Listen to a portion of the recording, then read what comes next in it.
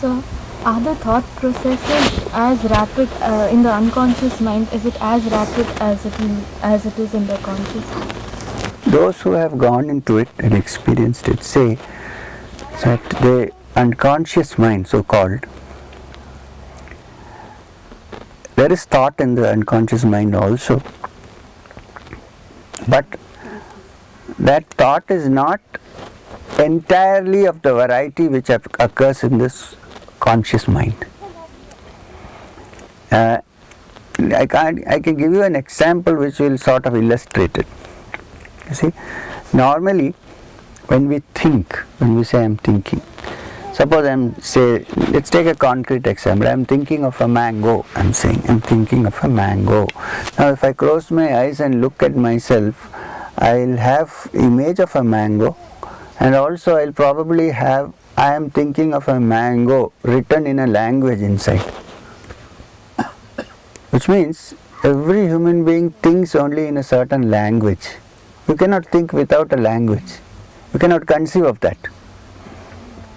Either you think in English, or you think in Marathi and translate it into English, or you think in Malayalam, or you think in Hindi.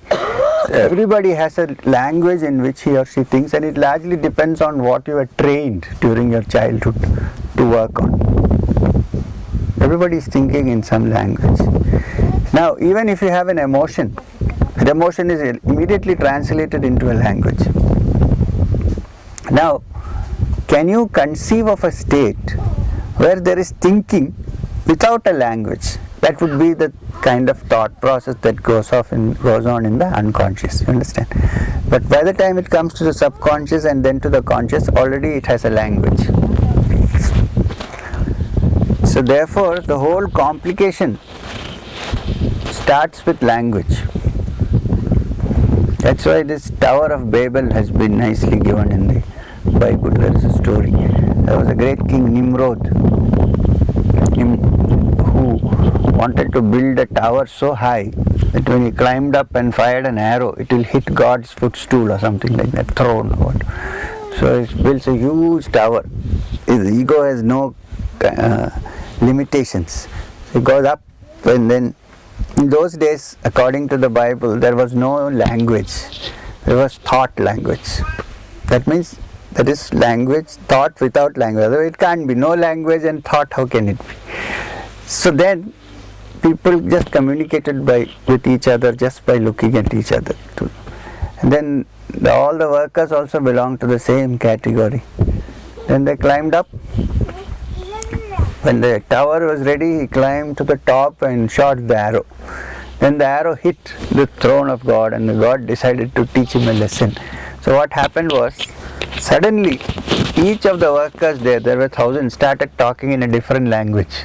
And nobody could understand what the other was saying. So there was complete warfare, total destruction. That is called the Tower of Babel. I think the word Babel also comes from that. So actually we are babbling because we are if that can be quietened and one can go beyond language. You see, most prejudices are also language oriented. You'll see that everywhere. You'll see that there is, you can even see it in all arenas of society. Even in spiritual societies you can see it.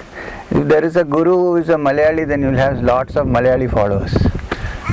Not my case, because I am sort of an odd man out. So, or if you have a Telugu, there will be lots of Telugu. There will be others also, of course. And if it's a North Indian, you will find a lot of Hindi speaking.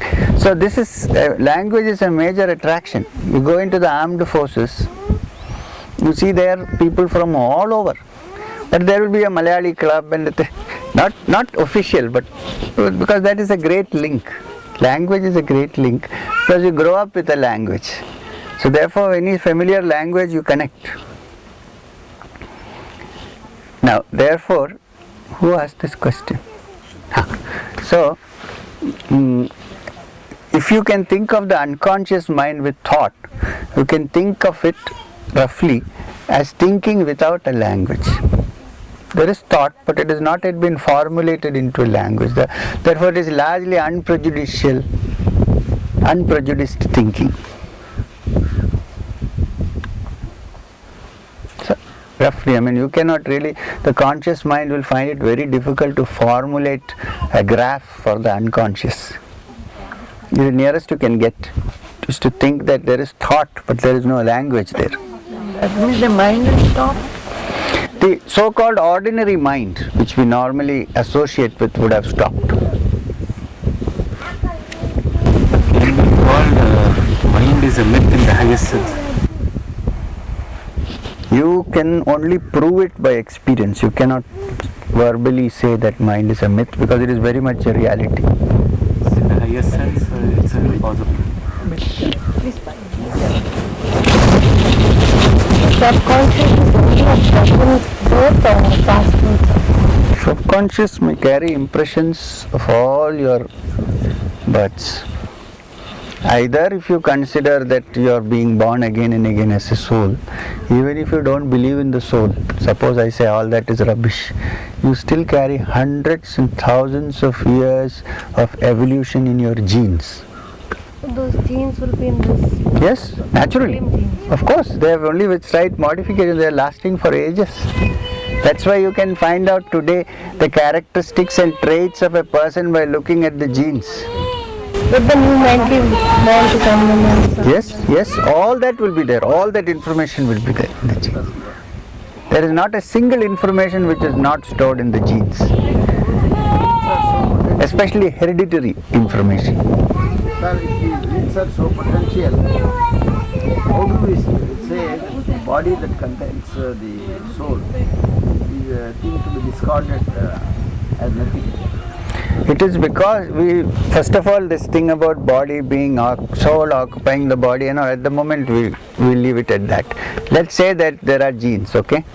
And it is because the genes have brought so many traits into our brain, in our mind, that the mind is able to understand that the body, we even don't have to discard it, it will go anyway. Literature, Vedic literature, as if the body is a burden. No. The body is a vehicle, it's a temple of the soul.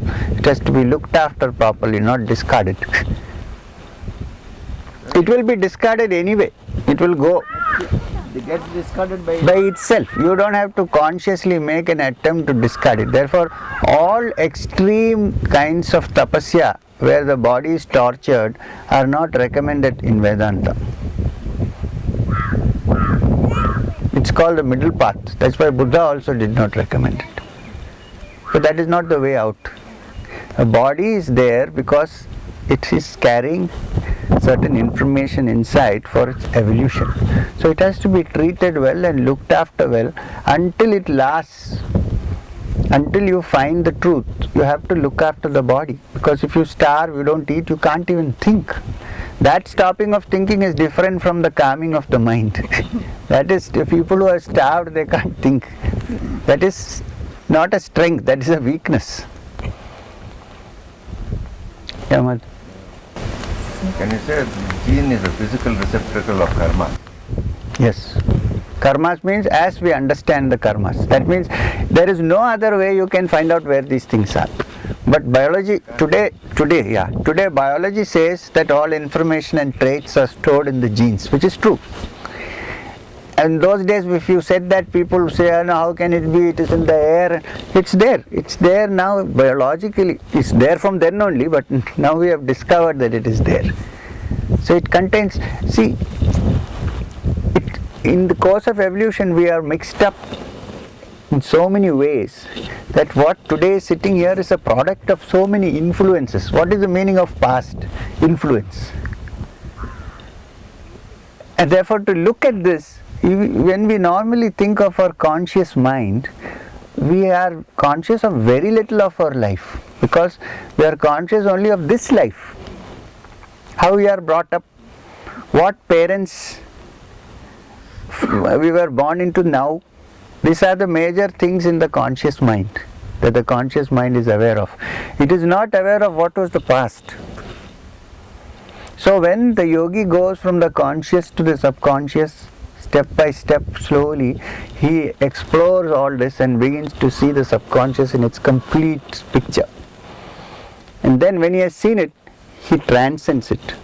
When he transcends it, he is in what is called the superconscious state, and that is what is known as the beginning of realization. Beginning. There's still much to go, because nobody can measure this journey.